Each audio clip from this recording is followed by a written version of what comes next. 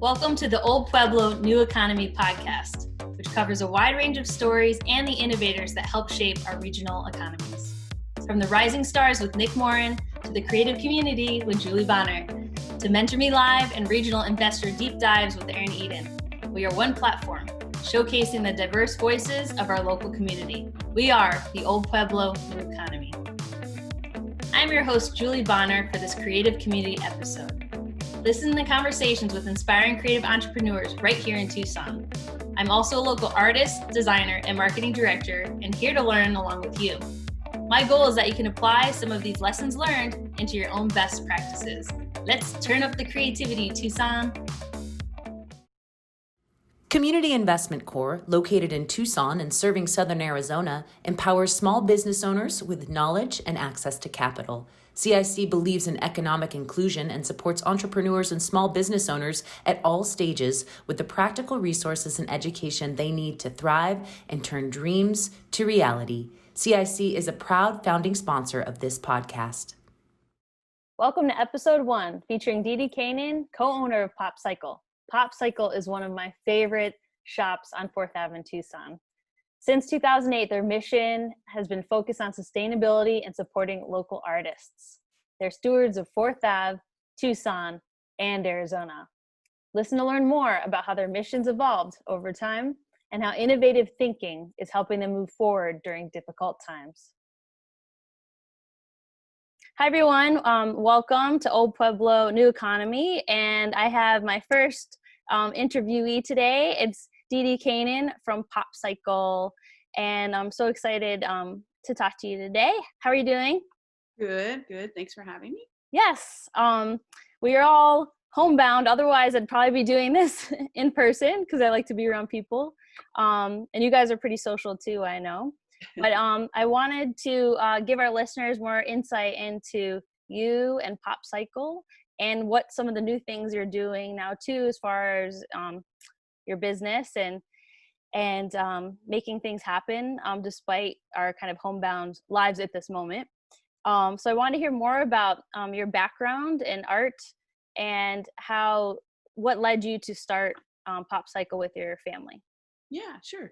Well, basically, I had a background in art, so I went to school here at the U of A and then went to grad school in Santa Barbara. And when I got home, I thought I'd get a job or career in the arts, and it was kind of a hard thing to do after being away for so many years. So I think that kind of led me into creating my own job. So about 16 years ago, I started DeeDee Co., which is my partner Shannon and I's company, and we make things from vintage Tucson themed stuff, mostly out of recycled materials if we can. Yeah, we actually are owners of some of your work. In Jeff's daughter's room, we have the nice mermaid mirror, and I've given your stuff as gifts in the past, and that's one reason that I've kind of fallen in love with Pop Cycle and what you guys do. It's such a great place to shop for gifts for other people when you want to give them something more unique and something local, and so I'm a fan of what you guys make. Thank you. Yes. And then when you got to actually, one thing I wanted to say is you have a history though back in Tucson, I learned, with your family. So you grew up or in this area, and I read that your parents used to have a shop on 4th Ave. Yeah, actually the building that Pop Cycle is in now, my parents have owned it since the 70s, and my parents were in the antique business, so they were antique dealers. I think which probably gave us, like, our family a little bit of an affinity for like vintage and kind of like nostalgia. And so yeah, they had a shop there in the 70s, I think, for about 5 or 6 years. And then in the 90s, my mom had a bar there called the 4th Avenue Social Club. Oh, that's cool. Where the Sterling Wench is now. Oh, cool. That's a cool space. So then once you were creating your own art, what made you take that step though from creating your art to actually having a retail space for your art? Well, it actually wasn't me. We were looking for a studio space because DeeDee Koenen kind of got bigger, and we had like little sheds in the backyard, and we kept outgrowing them. So we were like looking for space to make our product, and so we started cleaning out. There's a basement at the bottom of the Surly Wench, and so we started cleaning that out. We were going to move DeeDee Koenen down there. And in the midst, the guy that was rented the space up above decided he was going to move out. And so when he did, my partner Shannon and my sister decided that they wanted to do a store. So the three of us opened the store together. Oh, wow. So at first it was more just looking for larger studio space. And at that point you already had, like, who were your customers, I guess, at that stage? Mostly I would say like Bohemia was a huge, Oh, they were huge. And then I had, some other little wholesale accounts throughout Tucson. And a few like throughout the states, and then as DeeDee Koenen grew, we got more and more wholesale accounts. who handles actually it when you were at that stage? Who was kind of handling dealing with your wholesale accounts? Well, basically, for a long time, it was just me. So I was making and wholesaling and trying to figure out like the business aspect and the making aspect, and it was a bit of a struggle to like kind of like get the confidence to get your stuff out there and kind of get it out so people could see it. So and then my partner Shannon was a teacher, and at some point DeeDee Koenen kept growing, and so she quit teaching, and then she came to help DeeDee Koenen full time. Oh, that's awesome. So then you had a real partner in life and also in your business to help with some of those things. I know from my perspective too, people don't realize, like, for artists and creatives in general, you're creating, you're making the things, but then this whole other step is like the promotion and then checking back in with people, like, do you need more? And that's a thing that can actually take up a lot of time. And sometimes you feel like you're doing that more than actually the creating part. Definitely. That can be a challenge. I think it's always a struggle because we have over 100 local artists in the shop. And so when I see them, I can totally relate to their struggle about like staying on time. Because I mean, we all like to make the stuff. We don't all like to sell it. So No, exactly. That's awesome. I was actually going to ask you how many artists are in Pop Cycle now. And one thing I didn't mention, but you guys are really, your mission basically is promote like reusability, upcycle, sustainability. So a lot of the artists in there are doing all sorts of unique things. Can you maybe describe some of the unique art that's in there right now? Yeah. So when we first opened, we wanted to have something that was different than what Tana was doing at Bohemia. So we thought, well, we'll do something that's really about sustainability so that we're not stepping on toes, because she was already representing so many fabulous local artists at Bohemia. So so we started kind of when the concept of sustainability, and as the shop's grown, the concept of sustainability has grown a little bit too, meaning like even if something isn't, when we first opened, we were like, okay, we wanted 50% of the item to be made from recycled materials. And we did that for a while, and we were buying stuff from other countries because honestly, other countries were rethinking usage before we were here in the US. Yeah. And so, but then we started thinking, really what we want to do is eliminate our footprint, have local sustainable materials, where it's sourced in the US. And so we've kind of, as we've grown over 11 years, like redefined our mission as we went along. Oh, that's cool. And I noticed too, so you started in a tricky year, Yeah. 2008. How was that, or why did that happen to be the year that you guys officially started? It was kind of all happenstance, really, because we weren't, like I said, we weren't looking to open a store. But sometimes when things just align, like everything keeps falling into place, and it's kind of the world's telling you this is the direction you need to be moving. So that's what we decided to do. And I think having the concept about sustainability was actually really helpful in 2008, because I think with all the upheaval, people were kind of thinking about where they were sourcing stuff, who made it, how it was made. And I think in the long run, it really helped us. Yeah, that's cool. I fast forward to now, and we're kind of going through a interesting thing, and it's almost like, is it becoming like a 2008? It's definitely a interesting year with what's going on, and so people are thinking creatively about what to do and how to keep their business like top of mind. What are some things just in general that PopCycle's doing right now to continue to remind people, even if the store might be closed per se, no one's coming in, but what are you guys doing to still create that awareness? Well, I think right away we had an online store, but of course we didn't have much because a lot of the items are one of a kind. So we'd put something up and it would sell and then we'd have to take it down. So That's hard. but now we can actually put up whatever we like. So we're trying to get a lot more stuff on our online store. We're doing, social media posts. So we're using social media a lot to kind of remind people that we're out there. And, we have a responsibility to keeping the doors open of the store. We have a responsibility to our employees. And then we have a responsibility to the artists that count on that income coming in, from PopCycle. So, and a lot of those artists missed their chance for markets this year, which is, really sustains a lot of artists throughout the year. So that's a big hit for them. So. Yeah, and that leads me into, let's talk about Made in Tucson Market for anyone that doesn't know. I've participated and I've loved it, but maybe you could give a little bit of information about Made in Tucson. Sure. So we've wanted there to be something that was local, because as an artist, as a maker, like I know what it's like to, you have to find ways to get your product in front of viewers. And so PopCycle had always kind of wanted to have a local fair on the avenue. So we pushed for it for a long time and it didn't happen. And then, I don't know, something just aligned. And so we actually started, we did it with FAMA and we partnered on doing, basically some people call it like a local street fair, but really it's just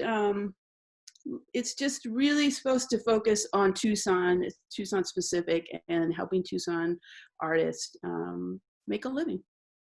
Yeah, and one thing I can say from participating is I feel like being a part of it, I feel honored because I look at all the people next to me and like I love their work and I love how they're local and it's smaller. It's not like thousands of booths, so it's very like manageable. I love that it's one day, and especially I work full time as well. So I think for people like a one day thing, you come in or, you're there from like 10 to sunset. You're with incredible creative people that I want to buy their stuff.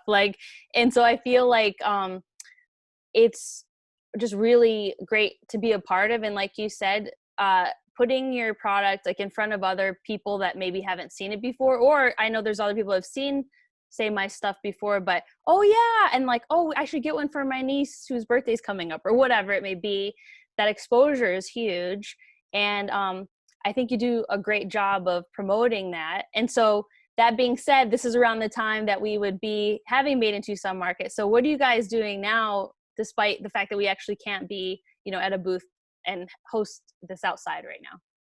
Yeah, so it was, right when this was all happening, it was getting like, as it was, I guess in the like beginning of this month, it was getting kind of like things were progressing and we were really concerned about public safety. And so we really knew that there wasn't going to be, we weren't going to be able to have the fair and do it in a way that would be safe for the public. So then we started brainstorming, well, what could we do to try to still get people's work in front of people? And so what we've created is a virtual market, which is basically you can go on, everybody that was going to participate is listed, you can click on them and it'll take you directly to either their Etsy or their website.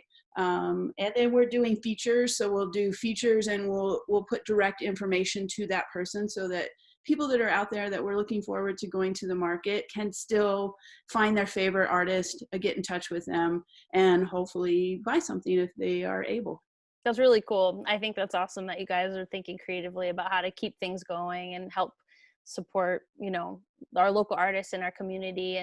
And one of my questions too was, how do you think Tucson has been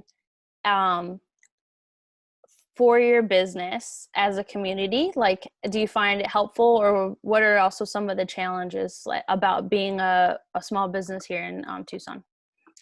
Well, I would definitely say I think Tucson as a whole has a very generous spirit. I think that people don't usually function from the place of scarcity. So I think that it has kind of an abundance mentality. And I think that keeps people working with each other. I don't think usually in Tucson people see each other as competition. Instead, they see because I think they get the concept that if somebody else is lifted up, then you're lifted up also. And so I think that makes us uniquely. I think that makes Tucson unique and makes me feel super proud to be a Tucsonan and be a part of that.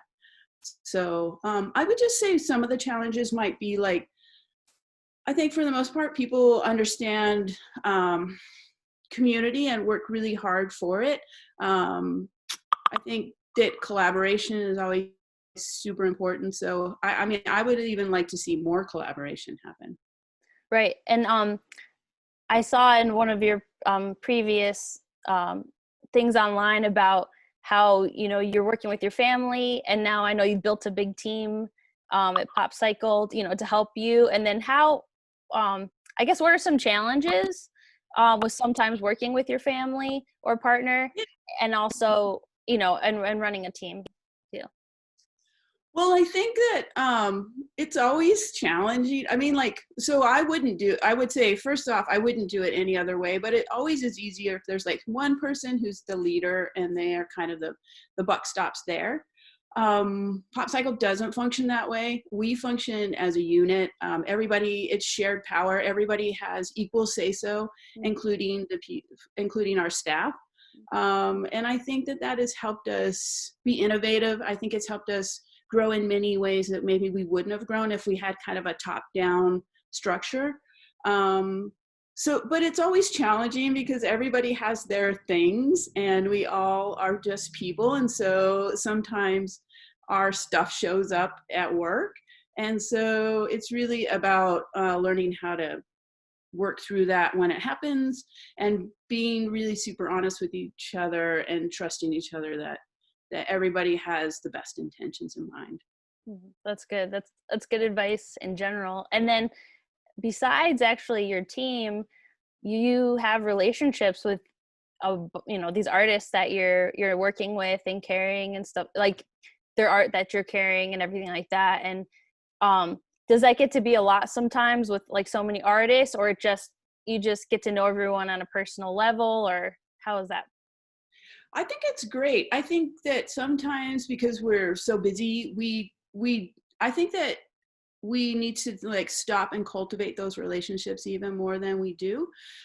Sometimes we don't maybe make the space for that to happen as often as it can. And we tried some new things this year that were really fun. Like we brought people in and had them make an intention about how much they wanted to sell over the Christmas. And then, we made little intention cards and everybody hit their goal, which was really powerful. So I think the power of like directing energy is very important, and not being so busy that you can't take the time to just kind of cultivate your relationships more. Yeah, that's good advice for your business, and also just for anyone that has their own business in general. It's really about the relationships. And I know I want to do business with people that I like and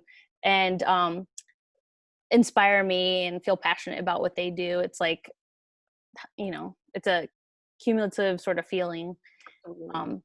I had a few other questions too.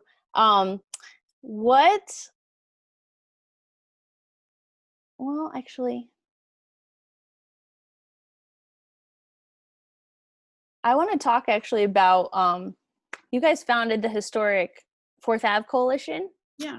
And can you talk more about that and what made you decide to do that, and I guess elaborate more on what that is? And Yeah, so basically we have a coalition of neighborhoods,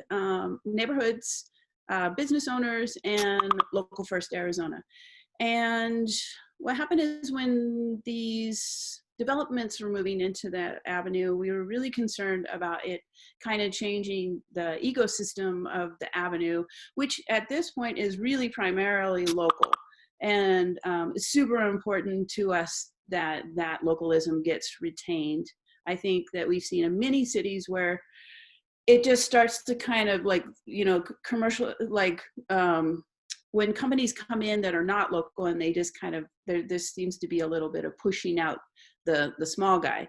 So when that started happening, I called Mike Peel from Local First, and he set up a meeting, and we sat down, we tried to brainstorm what other cities were doing and what we could do to kind of just hold on to the integrity of what the avenue is.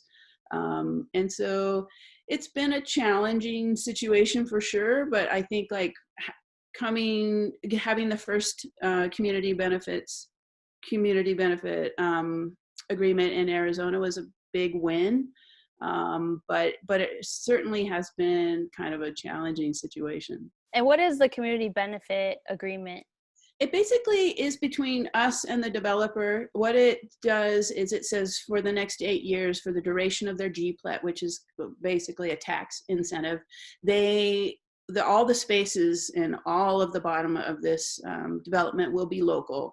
And not only that, it's market rate. So local people will be able to afford it. So. Oh, okay. So they can't increase like your leases and everything and push you out, at least for the next 8 years, and then you try to renew that, I guess, or in 8 years, we're hoping that it goes so fantastically that they won't even think about moving in a corporate business. So hey, okay, good.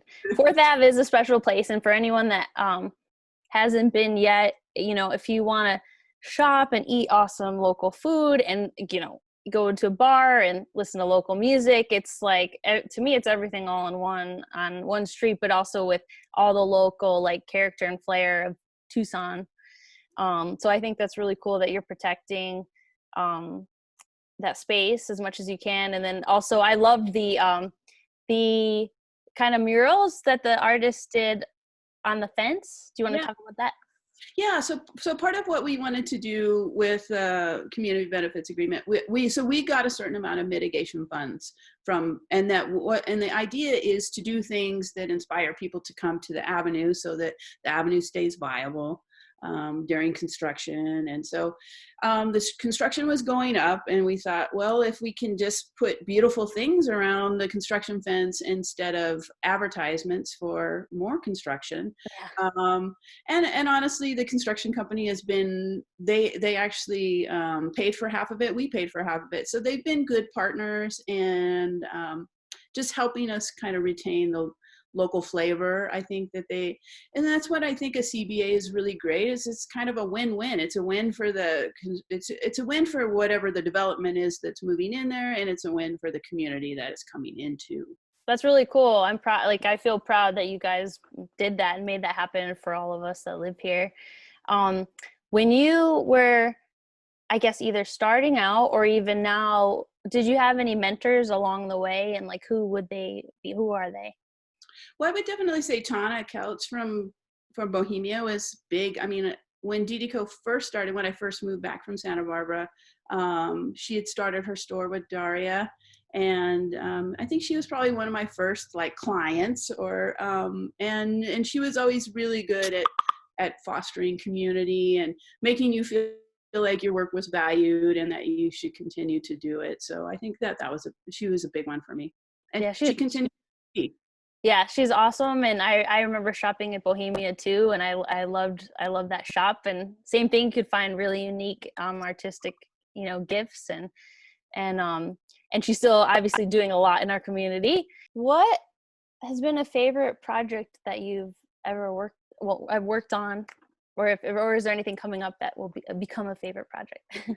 Well, I think we kind of touched on some of them. I mean, Made in Tucson is probably one of my favorite projects. I think it's just such a good community building I just feel like everybody, like you said, it's like all the artists get to interact with each other, and it just has such a great vibe. Like the people coming are happy, the people doing it are happy. So that always makes me really happy when we have that event.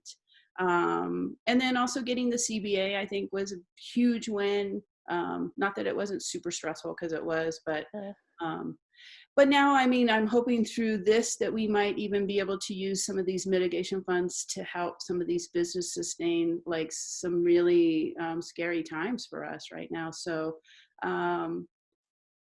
even though it was really hard, I think it could ultimately really be important to the Avenue. And then, and I think of the Avenue as kind of super important to protect, because it's actually something for all of Tucson. So, yeah.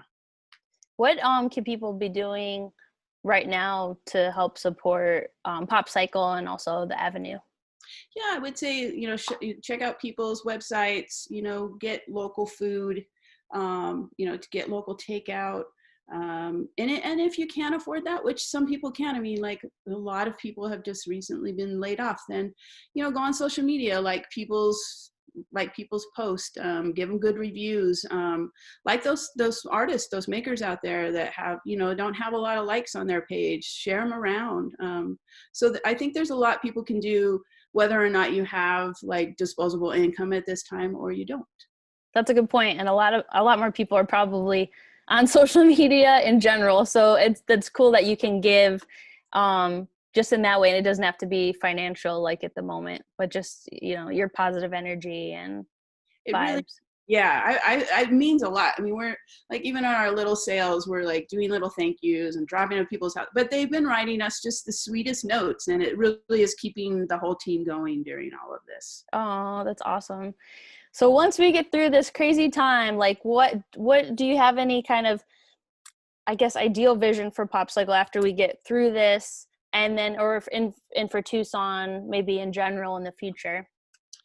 Well, I think that we're going to have to rebuild new structures. I don't think that it's going to be business as usual. I think Pop Cycle has always been our mission that we are responsible not only for the street that we're on, we're also responsible for the town that we live in, we're responsible for the state that we also exist in. So I think that we will continue, and probably even more take super seriously that we are stewards of this town, and that it is our responsibility to show up and be a part of making it a better place to be. That's really cool. And you mentioned Mike Peel for a second, and he's with Local First Arizona, which I'm also a member of. But I mean, I always say, who can't get behind Local First Arizona? Arizona businesses supporting other Arizona businesses. Right now, I feel like that's a great resource for people to just go on the website and see who some of your local Arizona businesses are. And they also have some great educational webinars right now, and that's just a good organization that we're a part of, and it's helpful. I think they're doing a lot. You can tell that they're really just really putting all of their resources out for everybody, and just pushing as hard as they possibly can to help to foster stability in this like really super unstable time. Yeah, for sure. Well, I wanted to thank you, and I also wanted to tell people how they can connect with you or Pop Cycle, like, online or whatever. What do you recommend? Yeah, you can just hit up the website or send me an email or call us. I mean, it's a hands-on business. We're there. We're usually in the back making stuff because our studio's in the back of the store. But hopefully when people can be out and about again, you can always pop in and just ask to see me. I'm there most days. That's awesome. Well, thank you so much for taking your time today and being my first interviewee on this brand new podcast. I appreciate it. Yeah, thanks for having me, and thanks for all you do. Oh, thank you too. Okay, we'll talk to you later. Bye. Okay, bye. Thank you for listening today. The key lessons that stand out from this conversation with DeeDee include how Pop Cycle's mission has evolved over time. Although they've always focused on sustainability, They've adjusted their mission somewhat over the past 12 years to change with the times in their vision. And they also always take care of their community. They recognize the importance of helping 4th Ave maintain its character and helping support fellow businesses to be able to continue to do business despite challenges. By truly supporting your community and state, you're also benefiting. They also know how to shift during times of change. Made in Tucson Market became virtual during this pandemic, and they still help to drive traffic to their artists' websites. Team challenges. Working with a family and a tight-knit team can sometimes be difficult, but it seems they found a way to be supportive of everyone's voice and also know how to work through the hard times, understanding that everyone always has the best intentions. And lastly, how to support others during a difficult time like now. It doesn't have to be financial. Just liking and sharing someone's post or giving a good review can be really helpful. I think this is important, and let's all take an extra minute to do that for a business you love. We appreciate you listening to the Old Pueblo New Economy podcast.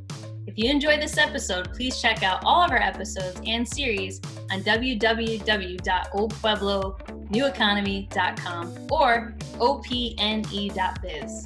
While you're there, make sure you sign up for our newsletter to receive upcoming episodes as they air.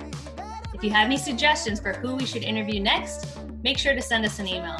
Thank you for listening, and stay tuned for next week's episode.